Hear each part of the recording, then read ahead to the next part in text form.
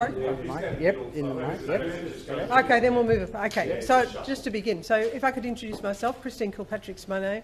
I'm the CEO of Melbourne Health, Royal Melbourne Hospital, and I'd just like to introduce two very important people.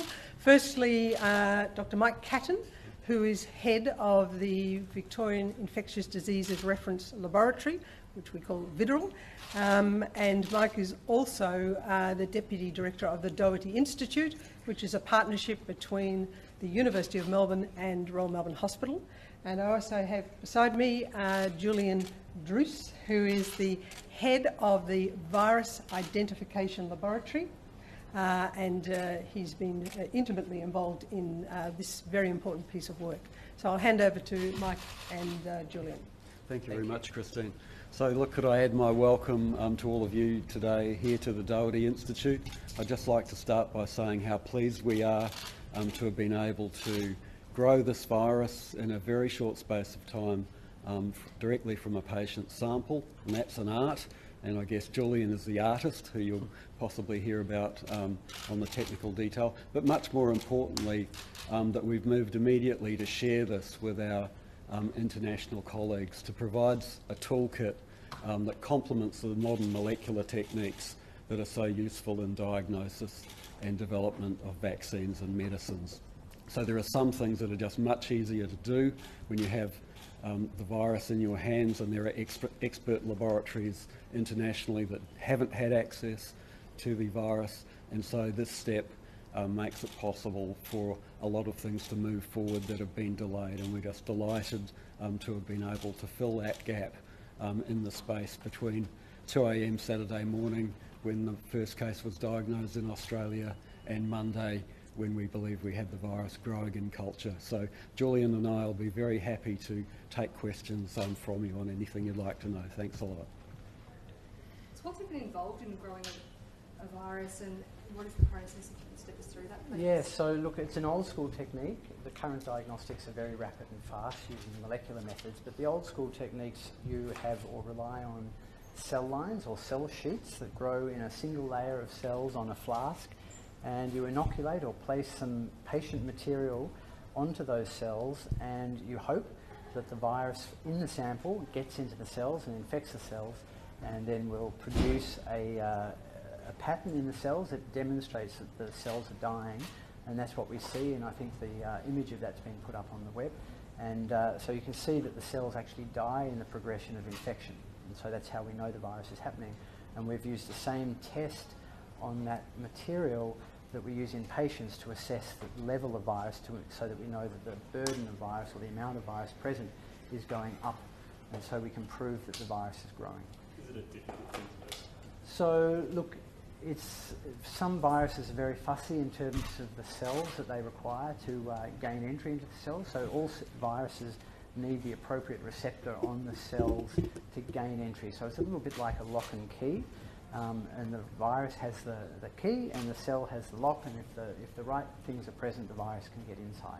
We happened to hearing that it happened very quickly. Were you surprised at the rapid rate that it did occur? Look, yes and no. We've grown a number of these family of viruses in the past, and you've probably heard of SARS and MERS coronavirus, and they both grow relatively quickly in cell culture. So in some ways it didn't. But the international interest is obviously fascinating, and the fact that other people have not yet grown it. But there's only been limited spread outside of China at the moment, so not too many people have had that ability, and we're uniquely placed here that we've got both a diagnostic lab that's doing that work, plus these old traditional methods in the one laboratory that can bring those two together. Can you run through for us the possibilities that this now creates? What's the next step? So, yeah. I'll take that one. So, in addition to the molecular techniques that might be used in the development of vaccines and medicines, the virus can be used in the assessment of the effectiveness of vaccines particularly, and of medicines. It also gives us the opportunity to create a first-generation antibody test.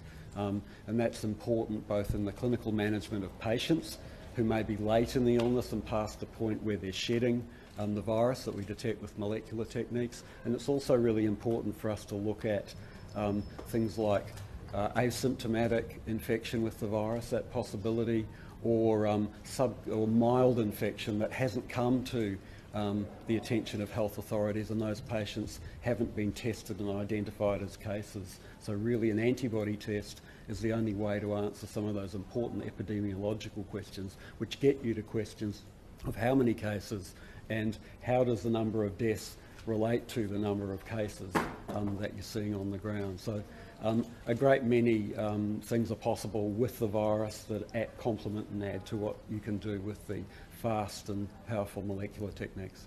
If we were to start with the antibody test then, which obviously precedes the vaccine, at the moment it's being said that you don't know you've got coronavirus until you're showing symptoms, so you're saying that the antibody test will be able to prove if you do or don't before you start showing symptoms. I should clarify, those clinical diagnosis is done when you recognise that you have a patient and you really need a clinical illness to have that patient front medical care. What I was talking more about is what are called seroprevalence studies, where you look at a population and you look at the rate of antibody positivity in that population so that you can find out what the wider number of patients that are infected is. So I think the mainstay of clinical diagnostics and public health will remain the molecular techniques because they're so fast and they're so powerful. The antibody techniques are a complement and help us understand the epidemiology of the outbreak in that sense. How much further along then does this take you towards getting the vaccine? Well, that's really outside my direct area of expertise. I'm not someone that develops vaccines for a living. I'm a public health person that develops tests and is part of public health responses. But it's a key step in development of vaccines to assess vaccines. Animal models are very helpful. So there are colleagues that are working in Australia to develop models to test candidate vaccines on. Having the virus is a crucial step to allow them to proceed. They thought they were going to have to wait for some time to import the virus from somewhere else. Now we are in the process of getting the virus to them. When you say them, are you referring to the WHO? I'm referring to CSIRO. That's one of the groups. So that's also here in Victoria, and that's a very expert lab that have worked in the past on animal models. There's also researchers and scientists in Queensland that are trying to work Quite true, yeah. vaccine. So are you working hand in glove with them, or is it perhaps just with I've actually seen an email in my email box that I haven't had time to read this morning because we've been so hard pressed. I have no doubt that conversation's about to take place, but I can't say that it has yet. And then with that process, would it be that you would hand them over what you have formed here today, or is it that you would just liaise with the results of what you found? Oh no, the intent is to get the actual virus. Well, there are several parts. The very first thing we're doing, which we're doing today, is to get genetic material extracted from the virus in the hands of public health labs in the various state jurisdictions. So they've got a positive control for their laboratory tests, because the testing we've been doing so far has been limited by the absence of a virus, or often even a synthetic positive control. So that's the very first thing, because that's directly about public health capacity in Australia. And then the next thing we do is to then ampule up, and this is Julian's territory more than mine, ampule up the virus itself for sharing with expert laboratories that are recommended to us by the World Health Organization as the first internationally with which the virus could be shared. So we'll work closely with WHO and take their advice on who should receive the virus first. Has culturing this in the dish been able to tell you anything about the virus? Have you learned anything new? I'll defer to Julian on whether he learnt anything new looking down the microscope, but no, I'll let you take the technical. Not really. Other than it may generate a lot of media attention, but no. Look, it hasn't. It's grown like other traditional coronaviruses in the past, and so in that capacity, nothing new. I've been in contact with a colleague in Germany, Christian Drosten, who is also very familiar with coronaviruses, and he pretty much discovered SARS. And he has given his advice on when to harvest the virus for onward shipment to important laboratories. And something that's a bit of the fun part to maybe mention is obviously although the testing can be done in standard laboratories, you shouldn't culture exotic viruses like this outside secure high containment laboratories, and they're hard work to get in and out of. So we've had on the flask of the cell culture a video camera that has been linked up to, and Julian was able to share with me the link, so we're able to look from home at how the culture's going. So when I get up in the 3 a.m. in the morning for a glass of water, can log on and have a look at how the cells are going. So that was a bit of fun over the last few days. If you're into that sort of thing, and I guess perhaps we need to get out more, but we found that quite fun. How satisfying was it when you realised you'd been successful? Oh, When did we realise? how satisfying. Oh, it was pretty satisfying because, look, it all feeds into the global health response and for a public health initiative, and it's a really important component in that because no virus has appeared to come out of China yet, and it appears that other people have had difficulty growing. Yeah.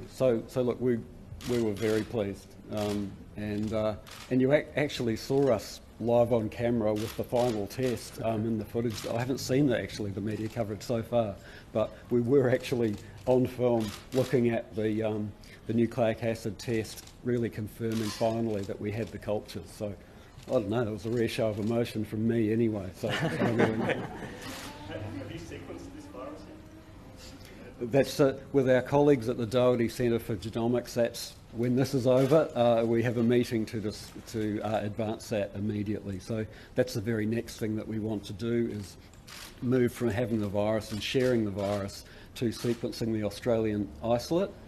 And that's the full genome. Yes, we've already got... We have short sequences from the diagnostic test which generate products that can be sequenced, and that helped us verify and validate the performance of the test.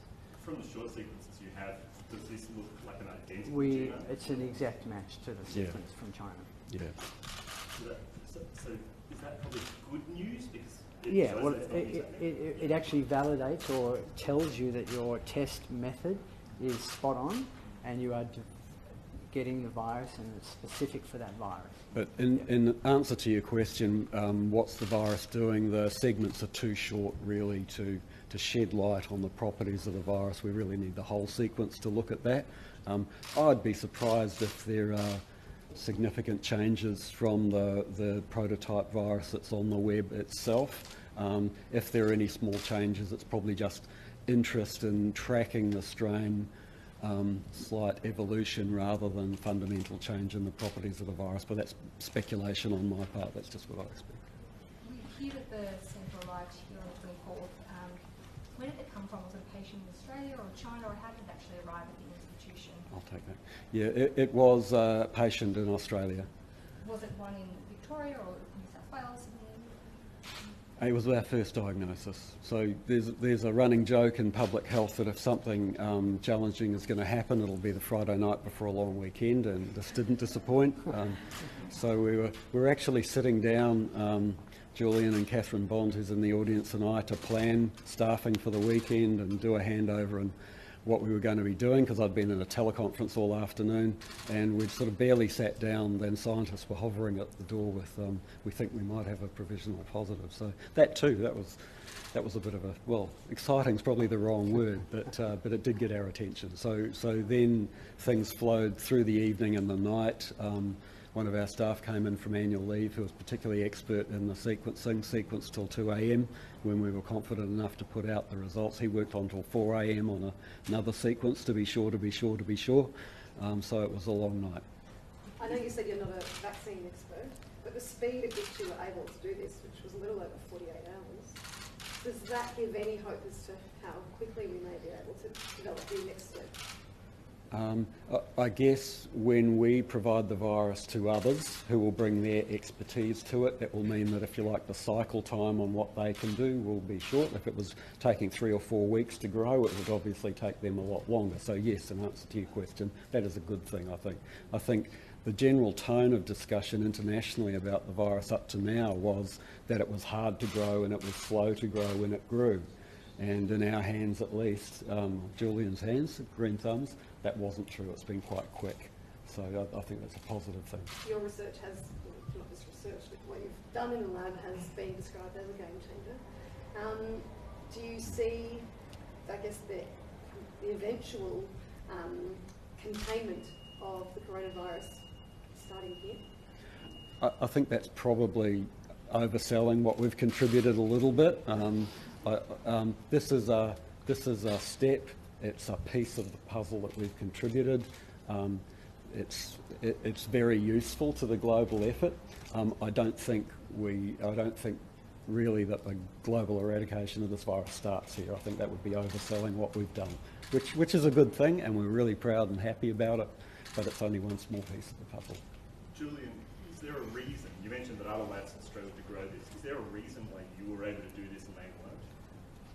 It's like I said earlier, I think it's just the unique position that we still maintain the old traditional styles of culture, which are very limited in resources in most labs now. Most labs do not have that capacity.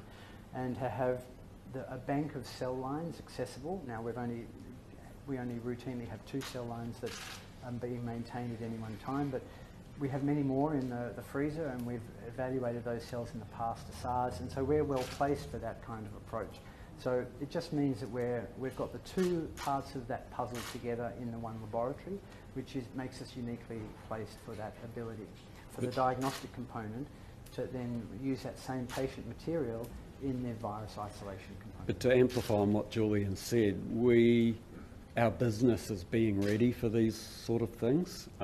So the tools that Julian's lab has at their disposal, be it a broadly active coronavirus detection molecular test that he had that we knew would work, even in advance of the sequence being out internationally, because based off SARS and MERS, we predicted that there will be events like this and designed a test that would predict it. So that was one way in which we were ready. And a simple way in which we were ready is that there are a couple of flasks of fresh cells ready to go all the time.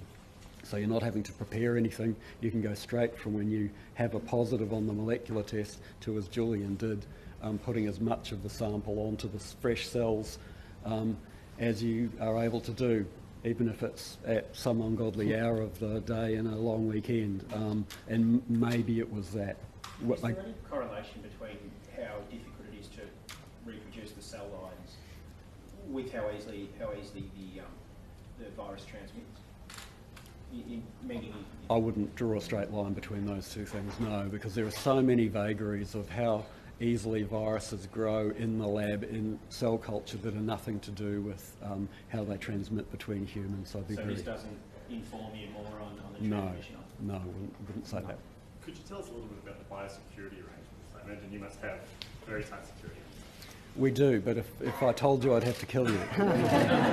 So all I'll summarise in saying it is there is as much physical and procedural and electronic security in this building as we could build. Okay. Is it more than is usually here? Like, have you additionally locked down because of this virus? Because of how high the security was anyway, no, we haven't escalated that. Just a question to clarify. You mentioned before that the current tests are a bit limited and that this will allow you to make better tests. Can you explain a bit about the limitations of the current tests? Sure. I'm really, I guess the main thing to highlight there again is the antibody test, and that it's quite technically demanding to try and make a test to test for antibodies if you don't have the agent itself. It's certainly hard to validate it in the absence of clinical samples. So I'd highlight the antibody test there, but it does quality assure the molecular testing that you're doing, having access to the real virus as well. It's really powerful computing available to us these days. There is software, like when I was a lad, at the sort of dawn of the era of molecular diagnostics and virology, it was all done longhand. It was pretty slow. Nowadays, software will design for you a test, and you can be pretty sure out of the starting blocks that it'll work for you. So there's availability of a prototype test in silico, as we call it, in the computer that you can be pretty sure will work, but you never quite know until you've got the real clinical sample, until you've got the real virus.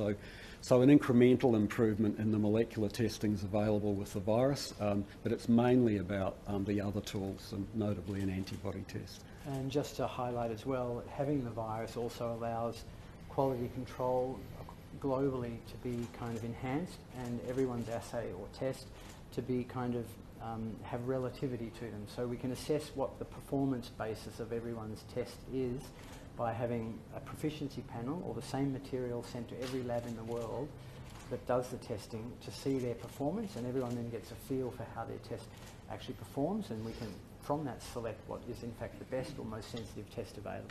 So that's also something we do here. We run a measles antibody testing proficiency program for more than 200 World Health Organization labs around the world out of this building. Julian's labs run in collaboration with the Australian College of Pathologists a proficiency program for detection of mosquito-borne viruses, again around the world, to expert laboratories. So, and as well as collaborating with them to quality control amongst the expert public health labs in Australia that are our colleagues in the other state jurisdictions. So, in that often we have an agent that, because of the security around it, others can't, then we often are able to produce non-infectious material, derivatives from that can safely be manipulated in other laboratories, and use them to ensure the consistency and quality of testing around Australia, either for the public health labs, if it's a specialised agent, or more widely as required. Any further questions? All right, we'll wrap it up there. Okay, thanks as everyone. I said, we will try to...